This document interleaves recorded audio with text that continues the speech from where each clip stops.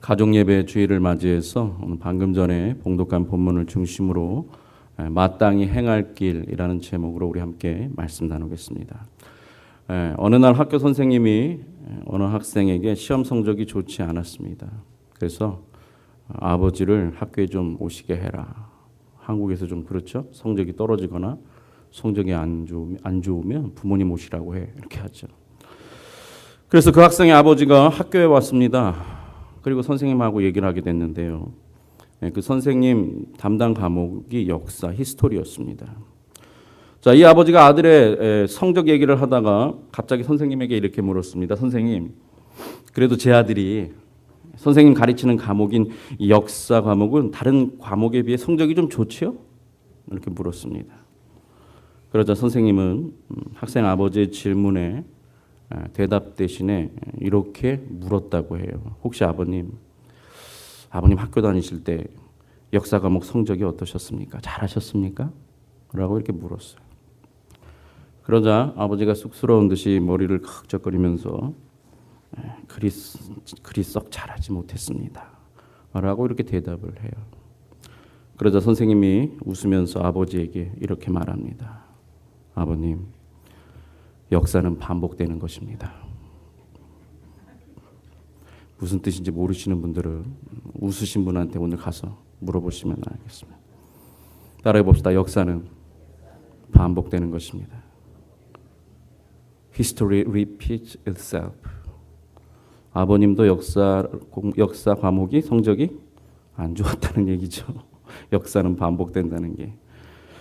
자, 한 역사가는 이런 말을 합니다. 역사, 지나간 과거의 사실에서 배운 가장 큰 교훈이 있다면 그것은 바로 사람들이 과거의 역사를 통해 아무것도 배우지 않는다는 사실이다. 유명한 말입니다. 역사, 사람들이 과거의 역사를 통해 아무것도 배우지 않는다는 거예요. 한마디로 지나간 과거의 사실을 잊고 산다는 뜻인데요. 그렇다면 왜 우리는 history, 왜 지나간 과거의 사실을 잊지 않아야 할까요? 성경에도 보면 가장 많이 나오는 단어 중에 하나가 remember your father's history. 너희 선조들의 역사를 remember. Don't forget. 잊지 말고 you must remember. 기억하라고 누누이 강조하죠. 이유가 뭘까요? 역사는 우리가 매일같이 들여다보는 거울과 같기 때문입니다. 즉 거울처럼 역사라는 지나간 과거의 사실을 자주 들여다보고 잊지 않고 기억해야만 비로소 우리에게 허락된 시간인 그리고 기회인 오늘 이 현재를 올바르게 살 수 있기 때문입니다. 따라해 봅시다. 역사를 잊으면 미래의 불행이 찾아오고 역사를 기억하면 미래의 행복이 찾아온다. 이유가 뭘까요, 여러분? 왜 역사를 잊으면 그 가정이나 공동체나 심지어 국가도 불행이 찾아올 것이고 역사를 기억하면 그 미래가 행복이 찾아올 것이라고 얘기할까요? 만일 역사로부터 아무것도 배우지 않는다는 것, 기억하지 않는다면 그 결과는 과거의 뼈아픈 실수와 실패를 분명히 오늘이라는 현재의 시간에서 되풀이할 뿐 아니라 계속해서 똑같은 실수와 실패를 반복하는 미래가 될 것이고 운명이 될 것이기 때문입니다. 그리고 이는 자녀 교육에서도 마찬가지입니다. 우리 주변을 살펴보면 자신의 뼈아픈 과거를 자녀들에게 고스란히 물려주는 부모님들이 참 많아요. 물론 저도 예외일 수 없다고 생각하고 두렵고 늘 떨립니다. 그 이유는 우리 모두가 자신의 삶을 진지하게 돌아보지 않기 때문에 혹은 바쁘다는 이유로 거울 한번 들여다보지 않고 살기 때문인데요. 그래서 자녀의 삶에서 그대로 똑같은 실수가, 똑같은 실패가 반복이 됩니다. 아버지의 과거가 아들의 현재가 되고 그리고 손주의 미래가 되고 말아요. 벗어날 수 없어. 그 운명을 벗어날 수 없어. 그런 점에서 자녀는 누굽니까? 따라해 봅시다. 자녀는 부모의 거울. 따라해 봅시다. 다시 한번. 자녀는 부모의 거울이다. 자식은 곧 내 얼굴이라는 뜻입니다. 자녀의 모습을 보게 되면 결국 부모인 우리의 모습이 DNA로도 보이죠. 그죠? 제 딸이 누군지 다 아시잖아요. 얼굴 보시면. 자녀라는 거울을 통해서 하나님은 끊임없이 부모가 된 우리의 모습을 보고 살 기회를 주십니다. 만일 자식을 통해서 자기 모습을 마지막으로 보지 못하면 영원히 보기 힘드실 겁니다. 자식은 내 모습을 보라. 그래서 그 속색인 딸에게 시집가는 그 부모님 엄마가 뭐라고 얘기하죠? 시집가서 똑같은 뭐? 너 같은 똑같은 딸 한번 낳아봐라. 그런 말을 하는 거예요. 왜? 그래야 비로소 자기 얼굴을 볼 수 있기 때문에 자식이 있어요. 물론 이것이 좋은 것이라면 이보다 다행스러운 일이 없겠지요. 그러나 대개의 경우는 부정적인 것이 훨씬 더 많습니다. 바라기는 오늘 가족예배 주일을 맞이해서 최소한 명성교회에 속한 가정 그리고 우리 교회만큼은 부모가 자신의 삶을 진지하게 돌아보면서 하나님께서 우리에게 평생 손님으로 맡기신, 따라 봅시다. 자녀는 평생 손님입니다. 자녀는 평생 손님이에요. 잘 대접하시기 바랍니다. 기업으로 맡기신 자녀를 우리가 오늘 어떻게 신앙적으로 잘 양육할 것인가에 대해서 우리 함께 고민하는 시간이 되기를 바랍니다. 본론입니다. 여러분 혹시 어린 시절에 활을 쏴보신 적 있으십니까? 자, 활. 우리 학생들은 저 무슨 영화죠? 아직 못 봤는 나이가 헝거 게임. 그죠? 그리고 한국 분들은 최종 병기 활이라는 유명한 그런 영화가 있는데요. 장난감 가운데도 활 쏘는 것이 있죠. 뭐 어린 시절에 놀 곳이 별로 없던 시절 남자분들이 막 이렇게 꺾어가지고 고무줄 이렇게 기저귀 고무줄 노란 거 있잖아요. 그거 빼가지고 이렇게 막 쏘고 놀았어요. 자, 여러분 활 쏘기 어떻게 할까요? 활을 쏘려면 먼저 어디를 봐야 되죠?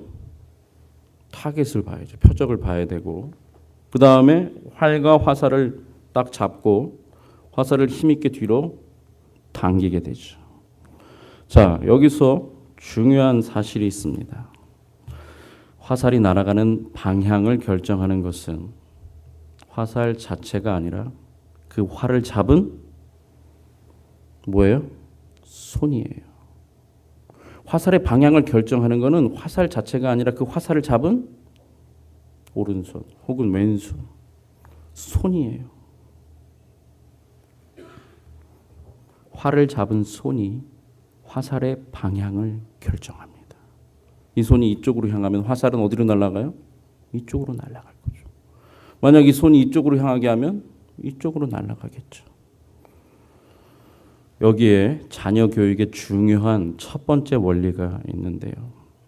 자녀를 가리켜서 시편 127편 4절에 보면 장사의 수중에 있는 화살이라고 이렇게 비유합니다. 고대 전투에서 활은 칼과 창과 더불어 중요한 3대 무기였죠. 전장을 누비는 전사에게 전통에 가득한 화살은 자기 목숨을 지켜주는 든든한 존재가 아닐 수 없었습니다. 그런데 세상 전쟁, 인생 전쟁터에서도 부모에게 있어서 자식이 바로 그와 같은 존재라는 것이에요. 그런데 문제는 이 활쏘기에서 자녀 교육의 원리를 우리가 오늘 살펴보기를 원하는데요. 첫째로 활을 잡은 손에 의해서 화살이 날아가는 방향이 결정되듯이 우리의 소중한 자녀들의 나아가야 될 방향을 결정하는 것은 누구의 손에 달려 있습니까? 부모의 손에 달려 있습니다. 특별히 자녀의 인생의 방향을 결정하는 부모의 손을 살펴보면 이 부모님을 붙잡고 있는 invisible hands, 보이지 않는 손이 있습니다. 그 부모님을 붙잡고 있는 보이지 않는 invisible hands. 그게 뭐냐? 그 부모님의 생각과 마음에 있는 가치관, 그리고 신자에게는 신앙관, 이것이 바로 invisible hands, 부모의 손이 돼서 우리의 자녀들의, 화살이라는 자녀들의 인생의 방향을 결정한다는 사실이에요. 이 두 가지 손으로. 즉 부모가 인생을 바라보는 생각이 어떠한지, 마음이 어떠한지, 태도와 자세가 어떠한지가 자녀의 인생 방향을 결정하는 invisible hands, 보이지 않는 손이 되고, 그리고 신자가 갖고 있는 하나님과 약속의 말씀과 천국의 소망에 대한 부모님의 생각과 마음과 태도와 자세, 이게 신앙관이죠. 이것이 결국 자녀들의 미래와 영혼의 모습을 결정하는 invisible hands, 보이지 않는 손이라는 뜻입니다. 그러나 현실은 어떻습니까? 이처럼 부모가 된 분들의 책임이 막중함에도 불구하고 이 소중한 책임을 학교 선생님이나 학원 선생님, 혹은 신앙의 경우는 교회 학교 지도자, 또 선생님에게 맡기고 살아가는 경우가 참 많습니다. 그런데요, 이런 교육의 모습을 전문 용어로 표현하면 외주하청 자녀교육입니다. 외주하청 혹시 아세요? 우리 공장에서 이거를 못 만들어. 기술도 없고 재력도 없고 능력도 없어. 그럼 어떻게 하죠? 다른 데다가 하청을 주죠. 바깥에. 그거 만들어 달라고. 외주하청 자녀교육. 자녀교육이 철저히 부모 영향권 밖에서, 가정 밖에서, 그리고 이루어지고 있다는 사실이에요. 사실 세계에서 자녀교육에 대한 열심이 가장 높은 민족을 꼽으면 두 민족이 있죠. 하나는 Jewish, 유대인이고, 두 번째는 둘째가라면 서러워할 한국 부모들. 그런데요, 유대인과 한국 부모의 결정적인 차이가 하나 있습니다. 바로 한국 부모는 자녀 교육을 다른 사람들에게 맡기지만 유대인들은 철저히 부모가 가정에서 그리고 회당에서 직접 책임진다는 점입니다. 애들에 대한 교육열은 유대인 엄마나 부모나 한국인 부모나 어마어마해요. 교육 수준도 엄청 높고, 문제는 한국의 부모는 외주하청 교육이 많고 학교 끝나면 밤 11시, 12시까지 학원 다녀야 되고, 유대인들은 부모가 직접 책임진다는 것입니다. 맡기지 않아요. 그런 점에서 오늘 우리는 어떻습니까? 자녀들 앞에서 자녀들의 인생 방향을 결정해야 하는 책임을 가진 부모로서의 자리뿐만 아니라 그 역할에 최선을 다하고 있는지, 아니면 외주하청 자녀 교육을 하고 계신지. 둘째로, 화살은 활에 잡은 손에 의해 방향이 결정된다는 사실을 기억하시고, 두 번째, 활쏘기를 해보면 여러분, 활은 한 손으로 쏠 수 있을까요? 없을까요? 우리 친구들 한 손으로 쏠 수 있어요? 없어요? 입으로 당길래? 이러고? 활은 어떻게 당길 수 있죠? 양손으로 당겨야 돼요. 하나는 잡고 하나는 당겨야 돼요. 화살은 결코 한 손으로 쏠 수 없고 양손으로 쏘아야 하듯이, 올바른 자녀 교육 역시 아버지, 어머니의 양손이 다 필요합니다. 한 손으로는 표적을 향해 흔들리지 않도록 굳건히 팔을 뻗어야 되고, 다른 한 손으로는 활을 확 잡아 당겨야 돼요. 그래서 두 손이 다 필요합니다. 이 사실이 주는 자녀 교육의 교훈은, 자녀 교육은 어느 한쪽의 일방적인 책임이 아니라는 뜻입니다. 흔히 자녀가 속썩이면 아버지가 집에 들어와서 뭐라고 소리칩니까? 아니, 당신은 말이야, 집구석에 하루 종일 있으면서 도대체 애들을 어떻게 키운 거야? 라고 말할 수 없다는 뜻이에요. 자녀 교육은 부모가 함께 힘을 모아야만 반드시 올바른 방향으로 날아갈 수가 있어요. 한 손 가지고 제주꽃 쏴본다고 해봅시다. 그게 어디로 날아가겠습니까?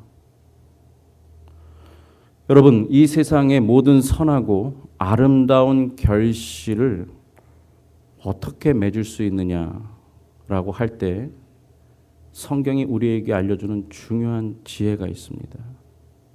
어떻게 해야 모든 일이 선하고 아름다울 수 있느냐? 혼자서? 홀로서? 요즘 이 마지막 시대는 혼족들, 혼자 사는 게 편해요. 홀로서 모든 걸 결정해요. 이 시대가 성경과 반대되는 방향으로 열심히 달려가고 있지만 성경은 결코 혼자, 홀로 그걸 선하고 아름답게 절대로 보지 않아요. 예를 들어 시편 133편 1절 읽어봅시다. 시작. 형제가 연합하여 동거함이 어찌 그리 선하고 아름다우냐. 여러분과 여러분의 자녀들이 선하고 아름다운 미래를 그리고 운명을 그리고 영원을 바라시고 계십니까? 그 비결과 지혜에 대해서 성경은 연합하고 동거하라. 무슨 뜻입니까? 범사에 혼자 독고다이로 다니지 말라는 거예요. 홀로가 아니라 따라해 봅시다. 서로 함께하라. 성경의 신앙관은 범사에 함께하라예요. 반면에 세상 가치관은 혼자가 좋다는 거예요. 이런 선하고 아름다운 결실의 원리는 자녀 교육에서도 똑같습니다. 아버지가, 어머니가 함께 힘을 모아야 한다는 사실이. 그러나 현실이 어떠냐? 많은 경우에 한 손에 모든 책임을 다 떠맡깁니다. 자녀 교육은 어머니가 맡고 아버지는 가정의 경제력만 책임지는 것으로 다 끝났다고 생각하죠. 그래서 많은 아버지들은 일 중독에 내몰리게 되고 가정보다는 직장을 더 편애해요. 집에 있으면 되게 힘들어요. 여기 나 차라리 일 갈래. 일 가버려요. 돈이 있어야 가정을 지킬 수 있어요. 돈이 있어야 자녀 교육도 할 수 있어요. 아주 틀린 말은 아니에요. 그러나 그게 다가 아니라는 거예요. 돈이 다가 아니라는 거예요. 이런 태도가 만든 새로운 가족 형태가 있는데 뭐냐? 바로 기러기 가족들. 제가 있던 버스턴 동부의 명문 지역에 그 동네 가보면요. 기러기 가족들 정말 많아요.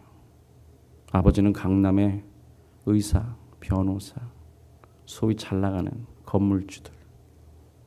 아버지들은 거기서 돈 보내고 있고 보스턴의 유명 프라이빗 하이스쿨, 미들스쿨, 심지어 뉴햄프셔에 있는 좋은 시골 학교에 엄마하고 한국 애들이 와 있어요. 한 번은 손님이 이렇게 묻더라고요. 세탁소에서 일하는데. 그 집은 어마어마한 재벌집이에요. 그 동네에서도. 근데 그 집의 애들이 뉴햄프셔에 있는 프라이빗 하이스쿨을 다니는데 자기가 가봤더니 한국 애들이 왜 그렇게 많냐는 그 시골에 그 학교에 이해가 안 간대. 자기는 어떻게 그렇게 왔는지.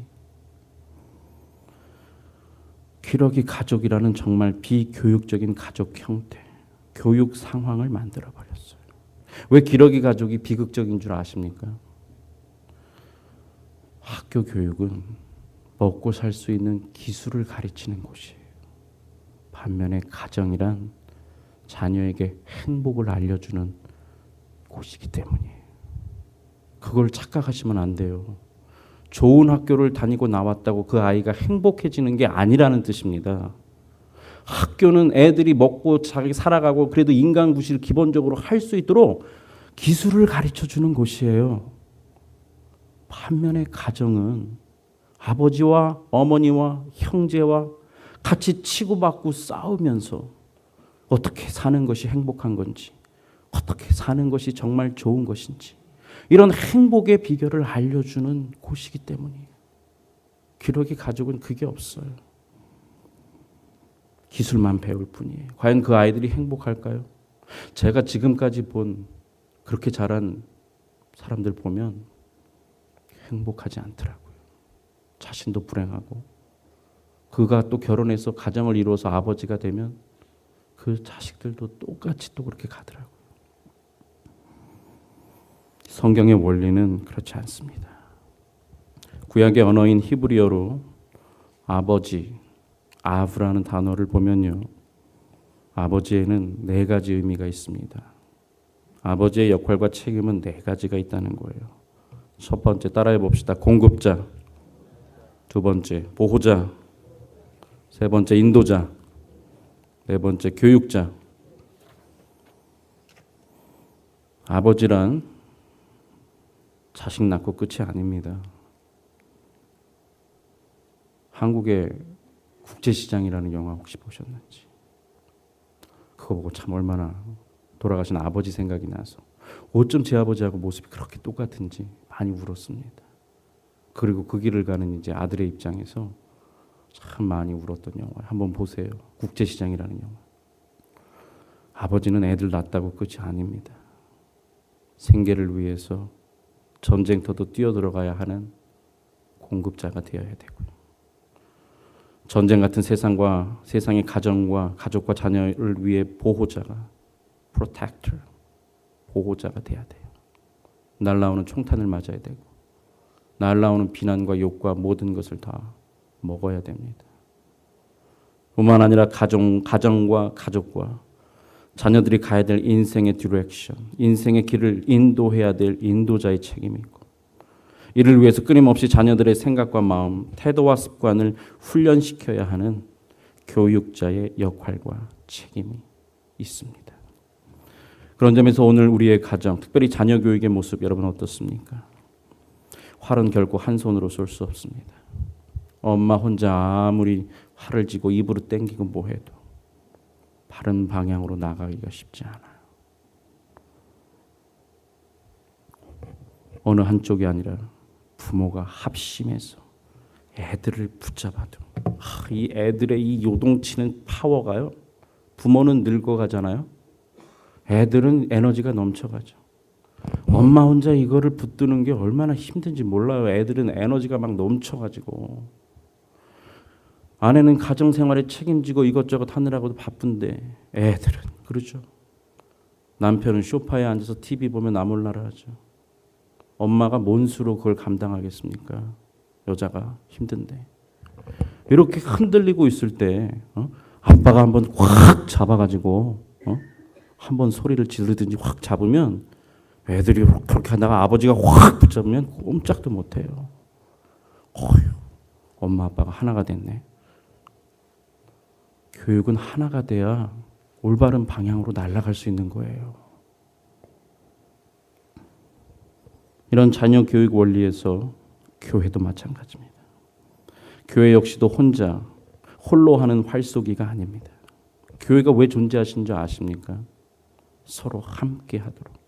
우리 스스로 얼굴을 볼 수 없기 때문에 거울이 필요하듯이 성도의 공동체를 통해서 내 모습이 어떤지, 내 약점이 무엇인지, 내 장점이 무엇인지, 내가 사람들과 잘 어울려 살 수 있는지, 뿐만 아니라 우리 혼자는 결코 끝까지 받은 구원을 온전히 이룰 수 없기 때문에 성도들이 서로 합력하고, 서로 도와주고, 서로 세워주고, 서로 기도해주고, 서로 위로해주고, 서로 힘 보다다 줘야 비로소 우리가 구원을 받을 수 있는 연약한 존재이기 때문입니다.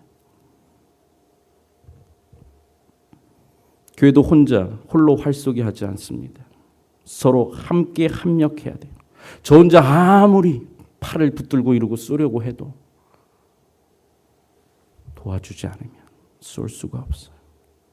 서로 함께 합력할 때 선하고 아름다운 구역이 될 수 있고, 서로 합력할 때 선하고 아름다운 기관이 될 수 있고, 그래야 비로소 새로운 미래를 열어갈 수 있기 때문입니다.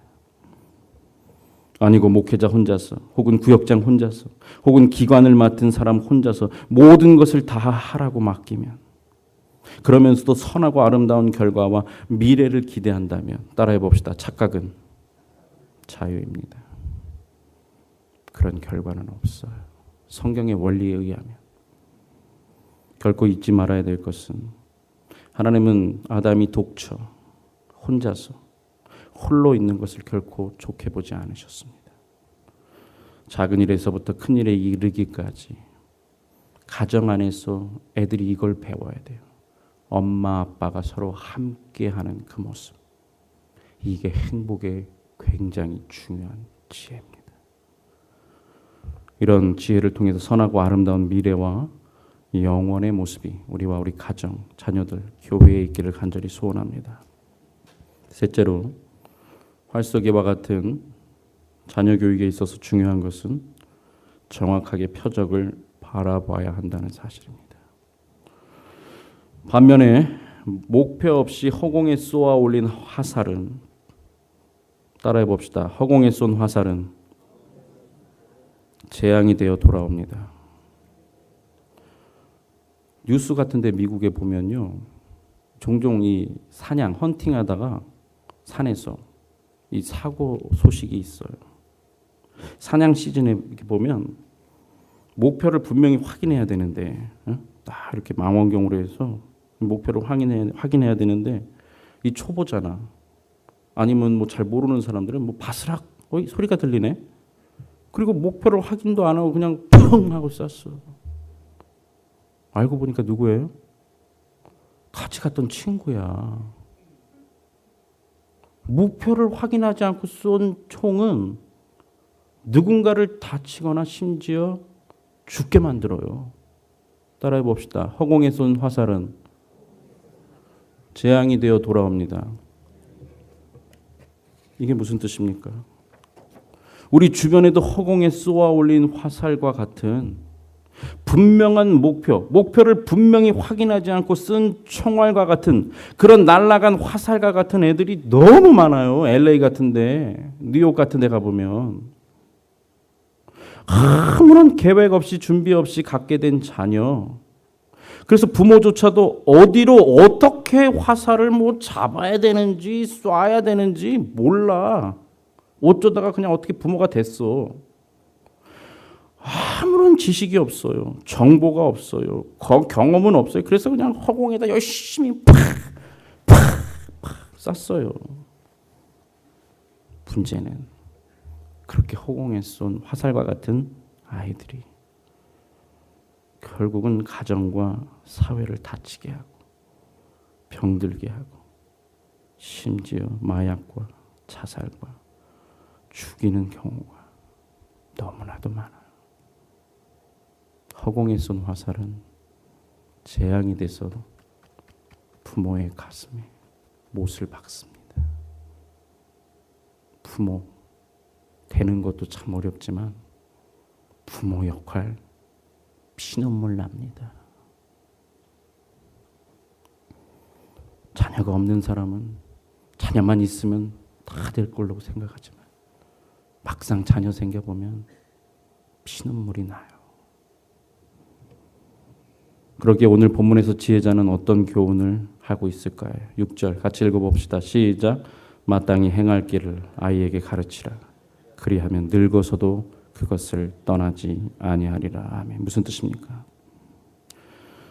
탐욕의 세상과 눈에 욕심을 쫓는 인생들의 생각과 마음과 태도를 보면 속도에만 집중을 합니다. 경쟁 사회에서 빨리빨리 해야 뭐라도 하나 건질 수 있으니까 속도를 다그치죠. 그런데 여러분, 인생 경주에서 속도만이 중요한 게 아닙니다. 더 중요한 것이 있어요. 뭘까요? 한 번은 영국의 지역 마라톤 대회에서 1등을 제외한 5천여 명의 참가자들이 모두 실격 처리가 된 그런 일이 있었습니다. 1등 한 명을 빼고 5천여 명이 다 실격 처리가 됐어요. 왜일까요? 1등 외에는 그 5천여 명이 다 마라톤 코스를 벗어나서 달렸어요. 즉 1등과 2등의 격차가 커져버렸어요. 1등이 보이지를 않네. 그 상태에서 2등이 이렇게 돌아갔어 잠깐. 그러니까 그 모습을 본 뒤에 5천여 명이 죄다다다 그쪽으로 다 달렸어요. 그래서 42.195km에 25km가 아니 20 몇 미터가 뭐 모자라는 그렇게 달려가지고 다 실격 처리가 됐어요. 속도에만 신경을 쓰다가 뭘 잃어버렸죠? 방향을 잃어버렸어요. 빨리빨리 다그치다가.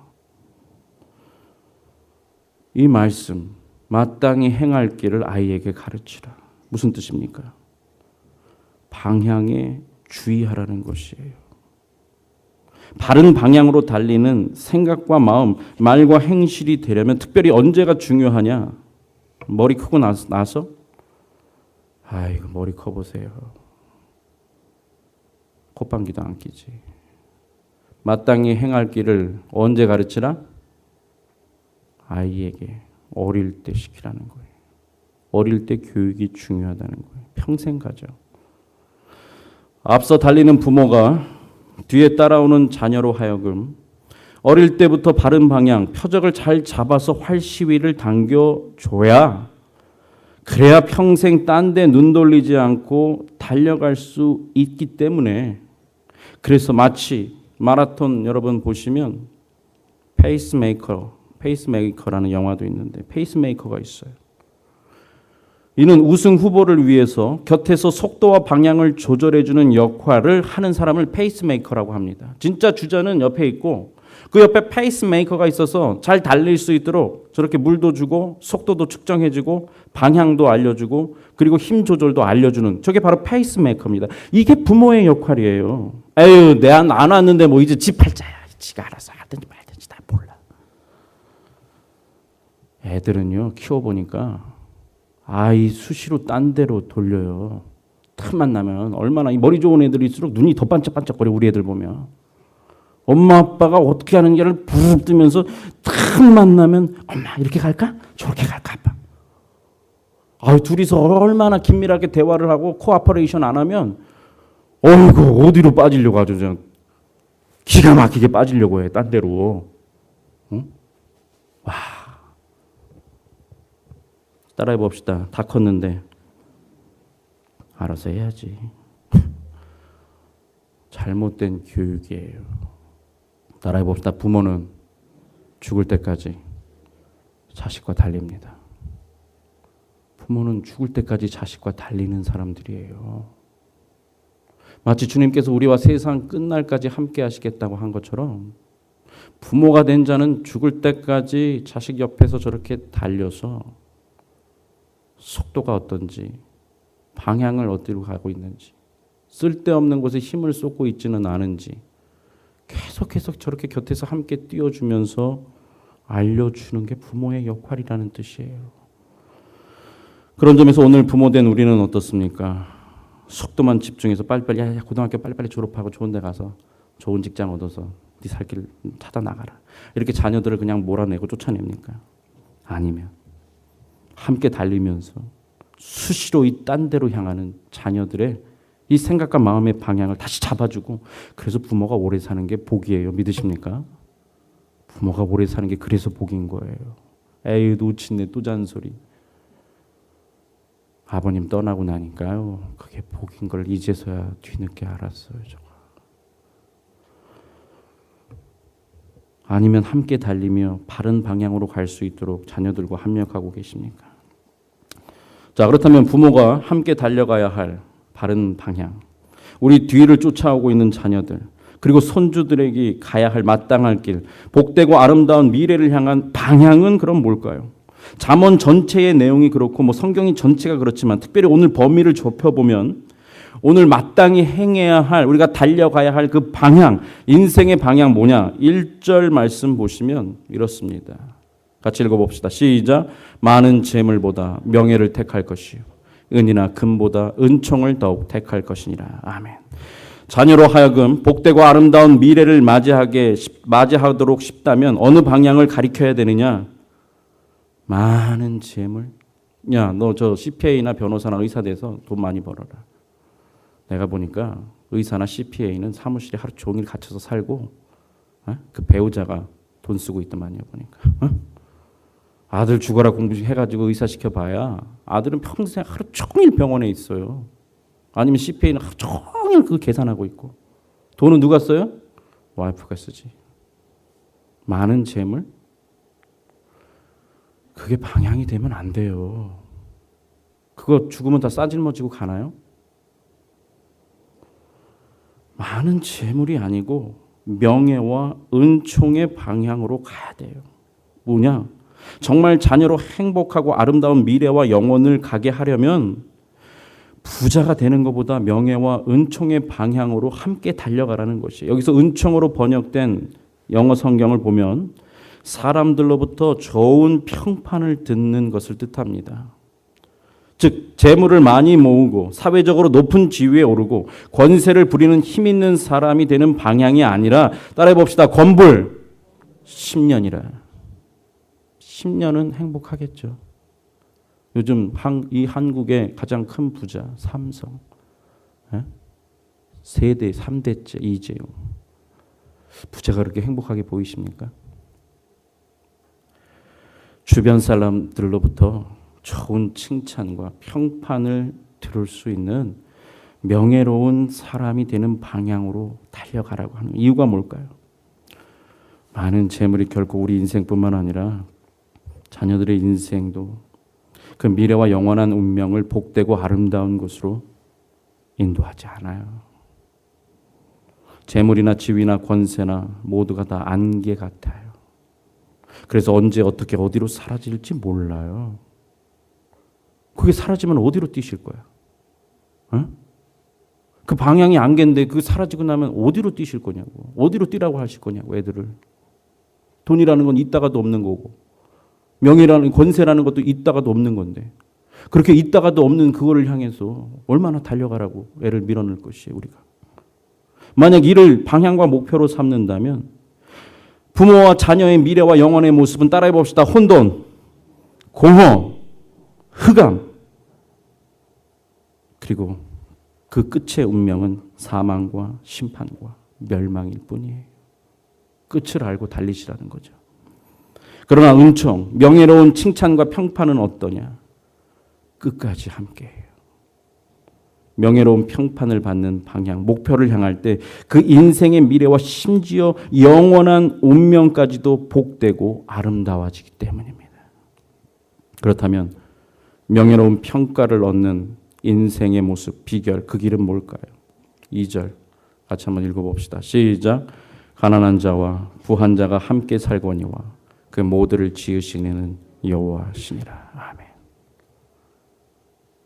세상과 사람들에게, 또 주의 몸된 교회와 성도들에게 칭찬받는, 그래서 미래와 영원의 모습이 행복하고 아름답고자 한다면 두 가지 모습이 있어야 되는데, 첫째는 여호와, 만물의 창조자요, 만사의 주권자요, 만유의 심판자이신 하나님과 함께하는 방향으로 살아가야 된다는 뜻입니다. 왜요?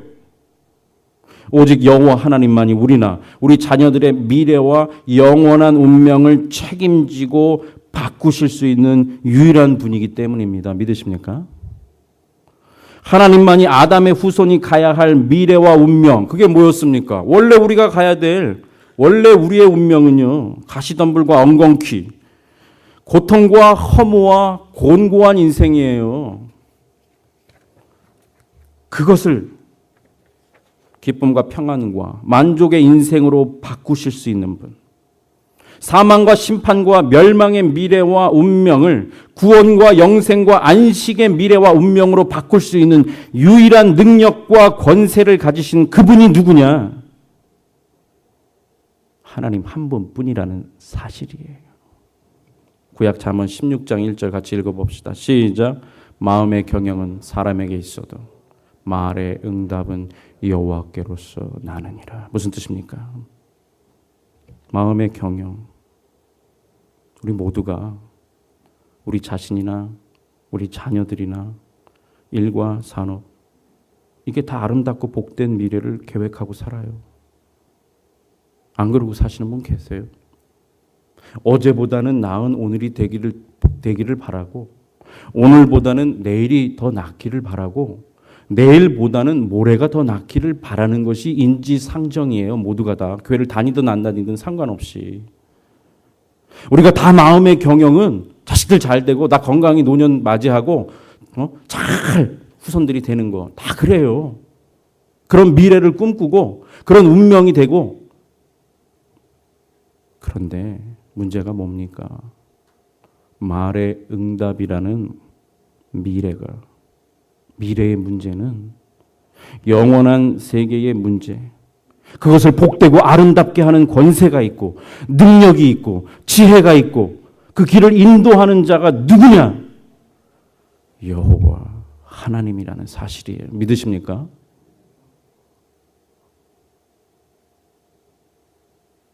따라해 봅시다. 교회는 팔자 고치는 곳. 교회는 팔자 고치는 곳이에요. 아세요? 옛날에 팔자 고치기 위해서 좋은 남편 찾았지만 수가성 여인은 6번 찾아도 안 됐어요. 교회는 수가성 여인처럼 누구를 만났을 때? 예수님을 만났을 때 비로소 팔자가 고쳐졌어요.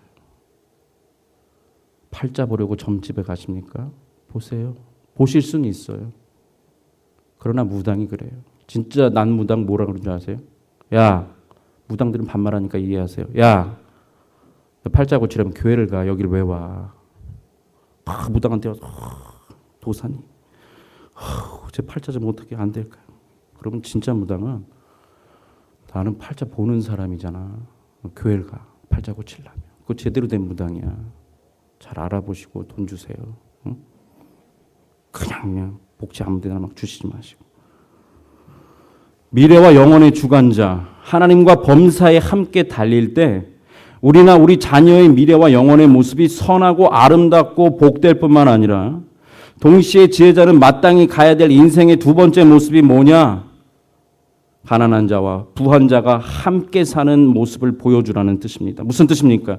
인생 여정 결코 혼자 똑똑하다고 혼자 잘났다고 끝까지 경주할 수 없어요. 아파서 넘어지면 누가 일으켜 세워줄 거예요? 에? 따라해 봅시다. 빈껍데기 남편이라도 있는 게 좋다. 저희 어머니 말씀이에요. 네 애비 돌아가시고 나니까 죽고 나니까 빈껍데기라도 남편이 있는 게 100번. 우리 할아버지 다 웃고 계시는 할머니들. 빈껍데기라도요 남편이 있는 게 든든하고 힘이 있다는 거예요. 인생 여정 혼자 홀로 끝까지 갈 수가 없어요. 그래서 독고사 한국에 얼마나 많습니까? 죽었는데 6개월이 지났는데도 몰라. 혼자 사는 바람에. 진짜예요. 찾아보세요. 부한 자와 가난한 자, 외모로 사람 가리지 말고 그렇게 살지 말라는 거예요. 모두가 다 함께 하나님께 지음받은 인생이고 인생 여정에 함께 달려가야 될 이웃으로 여기게 하라. 가정에서 제일 가르쳐야 될 행복의 비결은 함께하는 법을 가르쳐야 돼. 아우, 이 딸이라고 둘이 있는데 여기 있나? 있네. 아유, 함께하는 법을 가르치는데 너무 힘들어요. 이게 이게 본성이 우리가 타고난 DNA가 없어. 이게 진짜. 그렇게 자매가 하나냐 둘이냐 딱 둘밖에 없는데 얼마나 싸우는지. 한 가지예요. 아내나 저의 목소리는. 함께 하라는 거야. 함께 안 하면 저희는 다 뺏어버려요. 함께 안 하면 뭐든지 다 뺏어버려요. 아이들을 함께 하는 법을 가르치셔야 돼요.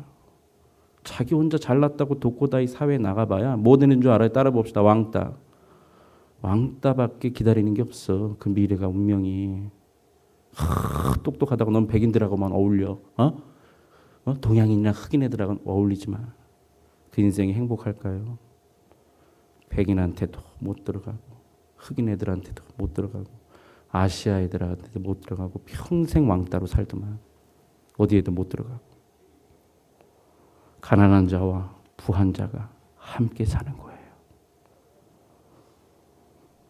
모두가 다 하나님께 지음받은 인생 여정에 함께 달려가야 될 이웃으로 소중히 여길 줄 알라는 거예요. 하나님께 복받아 나 혼자 잘 먹고 나 혼자만 잘 먹고 잘 살고 잘 입고 그런 인생 되게 하지 말고 하나님께 복을 받은 인생이기에 이제 자신의 시간과 수고와 물질을 서로 함께 나누고 살아가는 인생, 하나님을 위해서, 이웃을 위해서, 주의 몸된 교회를 위해서, 성도를 위해서 사는 그런 방향으로 부모가 함께 교회에서, 부모가 함께 여행 가서, 부모가 함께 아이들과 직장에서 일하면서, 세탁소에서 일하면서, 식당에서 일하면서 함께 하는 모습을 보여주라는 거예요. 그렇지 않으면 애들은 몰라. 아버지가 나가서 뭘 하고 있는지, 엄마가 얼마나 고생하고 둘이서 협력하는지 몰라요. 그 함께하는 법을 모르는 애들이 나가서 도대체 어떻게 함께 하겠습니까? 왕따밖에 되는 게 없어요. 결론입니다. 그 전에 애들한테 이런 교육을 해볼 필요가 있어요. 애들이 하고 싶어하는 일이 있어요. 엄마 아빠, 넌 이게 하고 싶은데 그러면 취미로 하게 하세요. 제 교육 방법, 교육 논의에 이게. 네가 하고 싶은 일은 취미로 해라. 그러나 평생 직업으로 삼을 건 네가 반드시 해야 할 일을 직업으로 삼으라는 거예요. 왜? 하고 싶은 일은요, 어느 순간 그게 딱 직업이 돼버리고 나면 그 다음부터 싫어지기 시작해요. 그게 취미였을 땐 그렇게 좋고 재밌었는데 컴퓨터를 막 내가 즐기고 이걸 취미할 땐 정신없이 밤이 가는지 낮이 가는지 막 재밌었는데 컴퓨터 소프트 회사에 들어가서 이제 그걸 밤새 그걸 이제 프로그램 짜는 거를 노가다를 밤새 해봐. 눈이 시뻘개지도록. 진절머리가 난다고요. 하고 싶은 일이 있어 애들이. 취미로 하게 하세요. 직업은요. 애가 해야 될 일을 함께 고민하며 찾아주세요.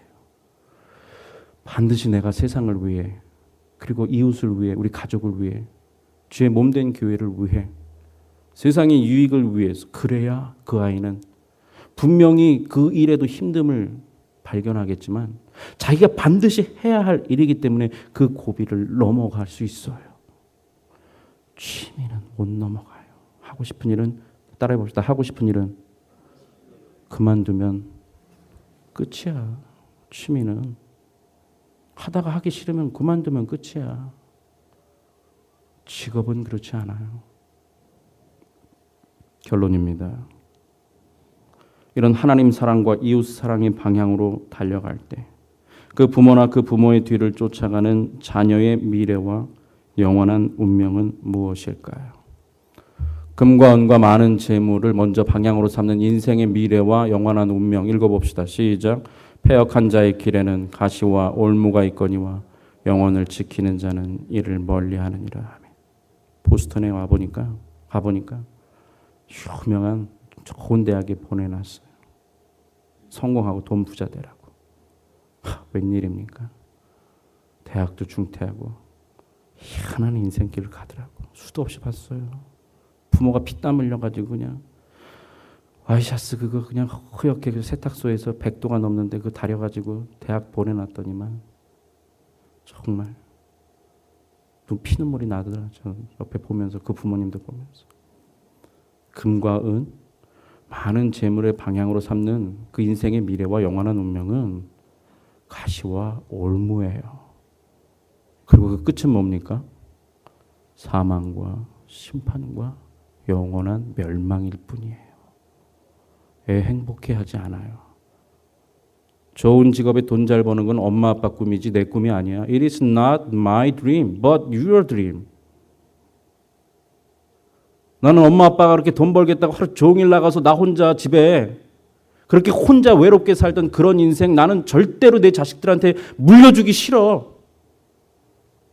나는 돈이 없고 라면을 먹고 살아도 온 가족이 함께 웃고 울고 함께 나누는 그런 시간, 그런 일, 그런 라이프를 나는 살 거야. 지금의 한국의 젊은 세대들이 다 그렇게 살아요. 40대, 30대들이. 그 위에 부모들이 쫄하고 일해가지고 공부시켜놔요. 아야. 아버지는 어느 날 은퇴해서 집에 오니까 애들이 왜 도대체 직장에 있지? 왜 와가지고 나를 간섭해요? 평생을 직장에 있었으면서 거기에 아들의 말에 충격을 받고 자살해버렸어. 유명한 기업에 다니던 사람이. 그런 아버지를 보면서 난 그렇게 안 살아야겠다는 거지. 그게 뭐냐는 거예요. 종도 아니고.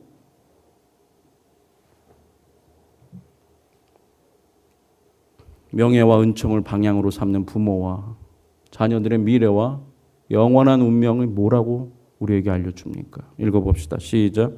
겸손과 여호와를 경외함의 보응은 재물과 영광과 생명이니라. 아멘. 어떤 미래와 운명을 맞이하고 싶으십니까?